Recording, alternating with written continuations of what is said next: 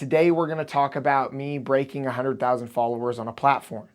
When I broke 100,000 followers on my first platform, which was TikTok, I was absolutely ecstatic. When I had 100,000 followers on TikTok, I still had less than 3,000 subs on YouTube. So that shows you kind of the disparity between the platforms. It took me hundreds of videos on YouTube before any of them finally took off. The other platforms were much easier to grow on. And that's not a dig on YouTube, and that's not me trying to pump up TikTok. That it just is what it is. This also illustrates that I really was kind of shooting in the dark still at this point. I didn't really know what worked for me as a content creator at the 100,000 follower mark. You know, I remember seeing content creators that had 100,000 followers on a platform, and I was like, gosh, they must have this figured out. They know what they're doing. And I'm here to tell you that I did not. I did not know what I was doing. I would just post as much as I could. Anytime I had an idea, I would write it down, and then I would film it, and then I would post it. And sometimes they would do good, sometimes they would do bad. Sometimes they would do good, sometimes they would do bad. You know what I mean? It is what it is. After I broke 100,000 followers, I definitely saw a change in how people interacted with me. It felt like people got way more excited to see me at that point. It almost felt like my like status as an online personality had upped somehow. I had leveled up maybe, I don't know. Hopefully that doesn't sound arrogant to say. If you're seeing this now, it's because I chose not to edit it out. At this point, I really got pretty deep into like video editing, but specifically from my phone. And for anybody that's done video editing before, talking about video editing on your phone versus on a computer, it's like talking about doing basic addition versus like calculus. It is wildly different. Like video editing on an actual computer with editing software is a wild beast. It's something that I'm trying to learn how to do now, and it takes a lot of time and effort. But I was getting pretty deep into it. I was trying out new effects. I was trying different filming styles, different sounds, transitions, stuff like that. At this point, I started to have more senior individuals in the military and veterans reach out to me and tell me that they felt like I was having a positive impact on the community. And that was incredibly rewarding. It's kind of hard to describe when an 05 in the military reaches out to you and they say, hey, I'm changing some of my policy based on the videos that you're making because I didn't even realize that this was a problem. I didn't realize that this is something that frustrated service members. That was a huge realization for me too, because up to that point, I thought that there were just bad people and good people in the military. And then I realized that the vast majority of people are just trying to do the right thing. And they may just not have an understanding of what's frustrating people or what problems they might have in their organization. I started to realize that things weren't as black and white as I had always thought they were. And that was kind of crazy. Being a content creator has taught me so much about myself, about people, about leadership. It's pretty shocking.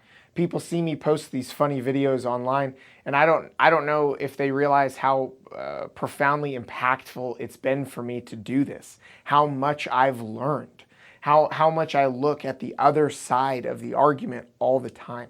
I quickly found that my content was resonating with the more junior crowd in the military. And so being able to give them insight on my time as a leader in the military and how my viewpoint shifted as I became more senior was a lot of fun. It was so amazing when I'd talk to somebody and I would kind of see the light bulb turn on, like, oh, wow, I never thought of it like that. I never thought of it from my leader's perspective. Maybe my leader's not just a malicious jerk. Maybe they're just a dude that's trying to do their best and they're making a mistake. And don't get me wrong, I always say this after I say something like that. Some people are just jerks. It is what it is. The military is full of hundreds of thousands of people. Not all of them are great, but the vast majority of them are. It was kind of funny because I'd have E8s and E9s, a population that I make fun of, quite frankly, a lot in my content. They're the ones reaching out to me and they're like, dude, I hate this. I hate it when people do this. I had people from every demographic that you can imagine reach out to me and be like, dude, thank you for like talking about this problem. I think this is a significant issue. And I realized at this point how powerful the platform was. I was getting millions and millions of views a week, tens of thousands of comments a week on the content. And when I looked at the analytics, I was shocked. I was absolutely shocked How, how am I, a guy who just has access to a cell phone, garnering tens of millions of views? And people are reaching out to me and telling me how impactful the content is on their life. It was a really profound, surreal experience for me. It was at this point too, I realized that you can kind of do this as a hobby, or you can really put a lot of effort into it. I became fairly obsessed. And in my opinion, at one point it got kind of unhealthy. I was looking at my analytics too much. I was on the platforms way too much. And so I kind of changed my behavior. I chose to dial things back. I didn't stop posting content, and I didn't even start posting less content, but I made sure I wasn't on the platforms all the time. It wasn't healthy for me. I was neglecting certain things. I have a very all or nothing personality. If I find out that I'm good at something and that I enjoy it, I dump myself fully into it. But I do have a career as an active duty military officer, and that cannot be neglected. The American taxpayer and my service members expect me to do my job. And so I had to balance things a little bit better than I was. At this point in my content creation journey, I started studying my audience. I started trying to figure out what they wanted to see more of, because I knew that that's how you build a bigger audience, and that's how you give people content that resonates with them. So after I figured out a little bit healthier kind of content-life balance, right? Work-life balance, content-life balance, I started studying things, but I'd dedicate specific amounts of time to that. And so I started figuring out, like, hey, where do most of the people that follow me live? Well, I found out a lot of people that follow me live in Texas. I made a couple pieces of content that had to do with Texas, and lo and behold, it did really well, right? Because I targeted it towards my demographic.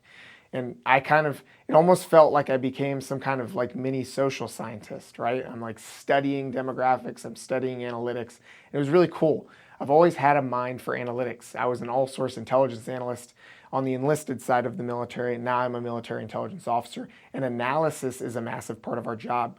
So it was kind of cool to be able to apply the things that I've learned over my career in the military to that. At this point, I started having people reach out that had like businesses that wanted me to help promote them, and I did a lot of that. People would send me some product, I'd promote it. It was primarily, I think it was all veteran or military owned businesses, and that felt really cool. It felt like I got to have an impact on people that were trying to be successful. And I think that at times it feels like, as a service member or a veteran, people have written you off, or they've categorized you very nichely, I don't know, man, nichely. I don't know if that's a word, okay? I'm not a grammar doctor. But it feels like they throw you into a category, like, shoot, service members, they do service member things, they do war. They're not necessarily creative, they're not business owners, they're not entrepreneurs, right? And so it was cool to be able to promote people that were trying to be those things, other creators. And I very much consider myself a creative now. I'm a creative person, I feel. And so being able to kind of integrate and network with those type of people, that was really cool. I realized at this point, I have to come up with some kind of workflow, because it all seemed so daunting. Here I am, I want to grow these platforms, I want to grow this into an actual brand, but there's so much to do. Do I do merchandise? I need a website, I got to get a Spotify, I got to do all these things, and it all kind of culminated in almost a panic attack. I realized that I needed to be better about prioritizing certain things over other things, right? And so one of the first things I did is I built a website. And I probably went through 17 iterations of websites. I went through 3 different website like building platforms before I finally found the one that I have now, and the one that I'll probably have forever. That was so incredibly difficult. It felt like it never stopped. It felt like I always had to learn something new. And that was partially because I was completely new to this content creation, being an influencer, but it was also partially because there really was a lot to learn, right? I've got to form an LLC. I've got to make sure that, I'm posting content consistently. I've got to have a website that looks decent. I've got to do a bunch of different things. I've got to have some form of knowledge management for my content. Like, how do I know if I've posted something? I had to figure out where to store all the content when I was done with it, because if another platform comes out of nowhere, that I want to be on. I want to have that content to post on there. At this point, I had posted hundreds of pieces of content, maybe even over 1,000. I posted a lot. I post still to this day, I post more than the vast majority of content creators. I also had very large names in this space start to reach out to me. And that was really cool because they were people whose content that I've watched.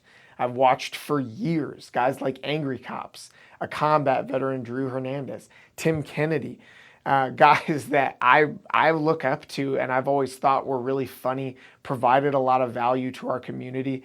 And there's a ton of other people whose names I didn't mention. I always got to say that because I always feel bad. There's so many people that reached out to me that I connected with, and they've helped me along the way. I also started realizing that there are content creators in the space that don't want to see you succeed. They, for whatever reason, they're just hostile. The vast majority of people are great. They're really kind. They're nice. They want to help each other. And then there's a small group that seem to want to see each other fail, or they're angry when they see your success. Again, the vast majority of people are very kind. They're very nice. They want to help you. But, you know, it made me kind of sad. It made me kind of sad seeing some of the content creators that I've seen before that I've watched. You know, they weren't what I thought. And it's funny because that thought made me insecure. I'm like, oh my gosh, when I meet people, are they thinking this about me? Am I not living up to their expectations? I think I brought that up in the last video too, but I'm bringing it up again because it was so significant for me. And so it was just tough. Thank you so much again for watching this, guys. I really appreciate it.